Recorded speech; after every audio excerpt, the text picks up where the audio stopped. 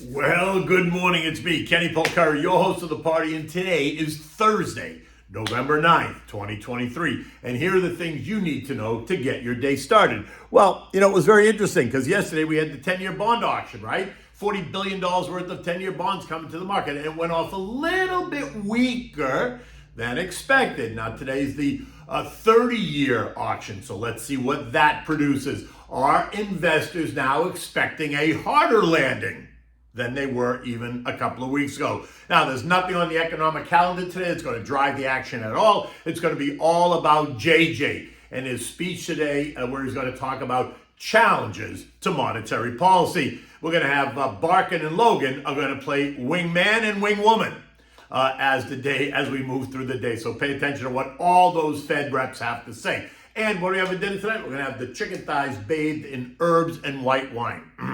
Now, yesterday morning, I said that the market was back onto the Fed is done narrative as stocks rallied on Tuesday, right? And then yesterday happened, right? Nothing bad, nothing dramatic, but stocks struggled to find direction. The Dow lost 40 points. The S&P gained 4. The Nasdaq gained 10, and the Russell lost 20, while the transports gave up 10. Again, nothing dramatic, but there wasn't that ongoing follow-through, right? Now, the $40 billion 10-year auction did not create the kind of angst that I thought it might, which leads me to ask, who's really buying these, right? Although the auction produced a slightly higher than anticipated rate of 4.519%, and all that means is that buyers were not as aggressive, right? They were bidding lower, just as I had suggested they would do, which is what produced that slightly higher yield, capiche? Now, essentially, demand fell short of expectations at the current prices. So in order to get more demand, they had to lower the price. Now,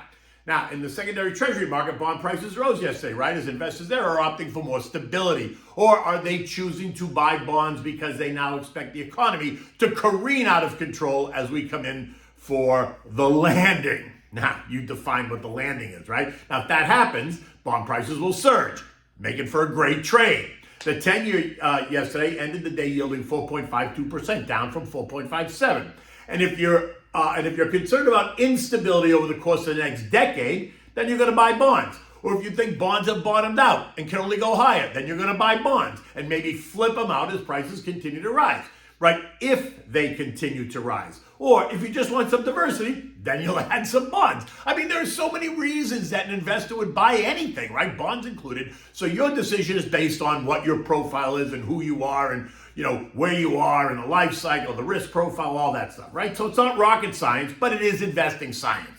And so bond prices rose, right? The TLT, the 20-year bond ETF, gained 1.7%. The TLH, which is the 10 to 20-year bond ETF, gained 1.2%. The AG, the AGG, which is the iShares Core US Aggregate Bond ETF, which includes a wider range of options, right? So it's got treasuries, corporates, MBS, ABA, and CMBSs, and that rose by 0.4%. Now, what I think is really funny is that the idea that investors are relieved that Janet is only bringing $112 billion worth of bonds to the market this week and not the $114 billion that was expected, right? And so the pundits are telling us that they're relieved because Janet is being less aggressive with her borrowing plans. Yeah, okay, let's run with that. I just don't see who's going to be buying up all the coming supply in the weeks ahead at these current prices, since the three biggest buyers, the Fed, China, and Japan, are now supposedly net sellers, which leaves a whole nother set of buyers, but ones that might be a little bit more price sensitive, and you started to see that a little bit yesterday at yesterday's auction. Now, we're going to see who's in the audience today to scoop up the $24 billion of long-term bonds that's going to go off later this morning. So we're just hours away from finding out how that goes and who they are. Now, the economic data yesterday did little to excite anybody, although we did see an increase in mortgage apps for the first week in 6, rising by 2.5%, right? So it broke that negative cycle. Today, we're going to get initial jobless claims and continuing claims, and they are both expected to be slightly higher. But what's going to be more important is what we hear from JJ today, right? Is he's speaking on a panel about monetary policy challenges. That's going to be interesting. Expect the market to be all ears, right? We're also going to hear from two Fed presidents, Atlanta's Rafi Bostic and Richmond's Tommy Barkin. Recall the other day we heard from 3 Fed members, 2 presidents and 1 governor, and they all suggested that the Fed may not be done raising rates just yet. So listen closely to what these guys say today and how they say it. My sense is that they won't be definitive. It doesn't pay for them to be definitive, right? They are better off if they leave it kind of vague, but they hint that they can play on both sides of the fence, right? Which is exactly what Fed Governor Chrissy Waller did. So no matter what happens, they can point to the part of the commentary that supports the unfolding drama. So as long as they don't box themselves into a corner, then they can point to comments that support either conversation. Now, Friday brings us ECB President Christine Lagarde and Dallas Fed President Lori Logan, and a repeat appearance by Atlanta's Boston. And the only eco data point tomorrow is the University of Michigan portfolio of data points, right? Consumer sentiment and 1 year and 5 year, 1 year and 5 to 10 year inflation expectations. And recall last month, both of those inflation reads were adjusted higher. Now, so we ask, are we topping out here? Are we beginning to see some buyer exhaustion at these levels? Listen to what JJ says. Anything about a move, listen if he says anything about a longer move and what's happened to longer term rates. And if he does, and the market interprets that as being more hawkish, then we could see stocks retreat. A bit, right? Unless he's really hawkish. But if the market thinks that he's more dovish, then just step aside, right? The buy-side analysts are going to go into overdrive, sending stocks even higher. So as long as you're in it, you're going to go along for the ride. Now look, you're going to go along for the ride in either direction if you're in it. The difference is that if the market moves lower, then you're going to be able to add to your portfolio at cheaper prices, Gavish. This assumes that you have a plan, you have good quality names, and you have a goal, which again supports my argument. You have to have long-term money, and then you're going to have mad money. Neither the two shall meet, right? U.S. futures this morning are just a bit higher, but off their highs earlier, right? So Dow futures are only up 42, but that's down from 90 earlier this morning. S&Ps are up 4, but that's down from 10. The NASDAQ is down 11 points, the Russell's up 10 points. This as the sun is rising over the Atlantic and lights up the East Coast. Now, we're winding down an earnings season. Last night, Disney reported and they beat on the profits, and traders took the stock up 3%. Right? Now, while there are loyal Disney investors, I am not in that camp. I went once to Disney 30 years ago and vowed I would never go back, and nor would I buy the stock, and I haven't done either, and I have no regrets about that. Now, gold continues to push a bit lower. This morning, it's down $5 at $19.53 an ounce. Now, it broke the trend line support, leaving 1938-ish as the final trend line support, right? The failure to hold at 1938 could see a swift move down to the 1875 range. Remember, though, the October low was as low as 1825. It could go there. I don't think it's going to, but it could. And oil, oh boy, that is not doing what I and many others expected, right? It's now trading at $75.50 a barrel, down 18% off the most recent high. The push higher failing to materialize even in the face of all this geopolitical unrest and Saudi and OPEC plus production cuts. So you ask why? Well, they're using the slower Chinese story and the uncertain global economy story to drive the action. And this follows that Barron's story that I pointed out to you yesterday, right? That was a negative article on energy.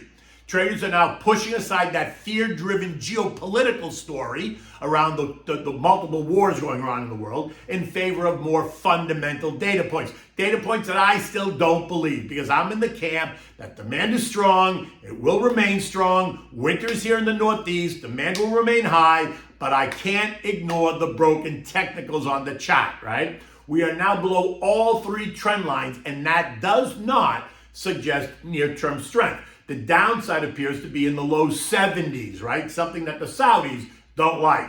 So expect them to stand up and say something pretty soon. Something like, we're going to continue with production cuts in the new year, or better yet, they're going to announce even bigger cuts in the new year. Just wait, because you know it's coming, right? The more oil ticks down, the more upset the Saudis get. Now, the VIX continues to tease in that $13 to $15 range, and unless we see a spike up in the VIX, then I just expect the market to continue to churn, right? Not collapse, but not move significantly higher either. I think the market's just digesting, so it's going to continue right in here.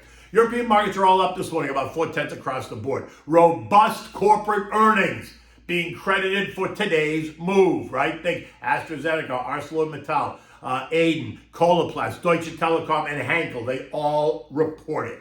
The S&P yesterday closed at 4382. That was up 4 points, remaining just on the north side of the trend line support.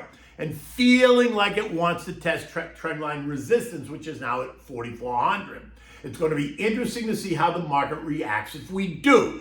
Will we pierce it, or will we fail once again, sending the market lower before we get that year-end rally? And year-end rally targets span the centuries, right? From 4,200 to 4,600. Anything sub 4,380 at this point would be a decline, not a rally, just so we understand. We now have 7 weeks until the ball drops in Times Square, and so much can happen, so sit tight. Remember, this is a long game. Investing is dynamic, not static. Stick to your plan. Call me to discuss, because I'm always happy to discuss it. Okay, so what do we have for dinner tonight? This is so simple to make. It's just a take on a different way to make chicken thighs. Kind of has a winey, herby flavor to it, right? It's a simple dish. You really use one pan, and that's it. Not a whole lot to clean up at all. For this, you need 6 or 8 chicken thighs, skin on. You need kosher salt, black pepper, olive oil. You need 2 medium shallots that you're going to slice, thinly sliced. You need 2 tablespoons of sherry vinegar. You need water, 3 cups of white wine, 3/4 of a cup of white wine. I always use Pinot Grigio Santa Margherita. You need equal amounts of the herbs, like 1.5 teaspoons of finely chopped marjoram, parsley, and thyme. And then you need quarter stick to a half a stick of butter. Now, preheat your oven to 325 degrees just so it's ready. Season the chicken pieces with the kosher salt and pepper. Set them aside. Now, on medium-high heat, take a big, large skillet. Once the oil gets nice and hot, place 4 thighs skin side down in the pan and let them sizzle and cook for about 5 to 8 minutes, or until they're nice and golden brown. Don't burn them. Then flip them over to the other side, cook them another 5 to 8 minutes or 8 to 10 minutes. You want to cook them until you see the juices running clear out of the chicken piece. Remove it. Put it in a Pyrex dish and put it in the oven uncovered, 325, while you finish the process. When you're done with that, using the same skillet, you're going to add the sliced shallots and saute those until softened. You're going to add the sherry vinegar, let it deglaze the pan, making sure to scrape up any of the bits at the bottom that might be in the bottom of the pan. You're going to add in the white wine and maybe a 1/4 cup of water. You're going to simmer that for 5 to 7 minutes. It's going to reduce down to about 1/3 or 1/2 cup of the liquid. You're going to add in the butter and the herbs. You're going to stir it until the butter is melted. Now, take the chicken out of the oven, pour this sauce all over the chicken pieces, and serve it family style. Fresh sauteed spinach really works well with this dish, or even roasted potatoes, or maybe you do both. What are you gonna drink? Well, you're gonna drink the rest of the white wine that you opened, that you used to cook with. So just make sure it's nice and chilled, and that works perfectly. In any event, you hear the lawn guys outside. They're always cutting the lawn and blowing the walkway clean and all that stuff. So it makes it authentic. Here I am in South Florida. Until tomorrow, take good care.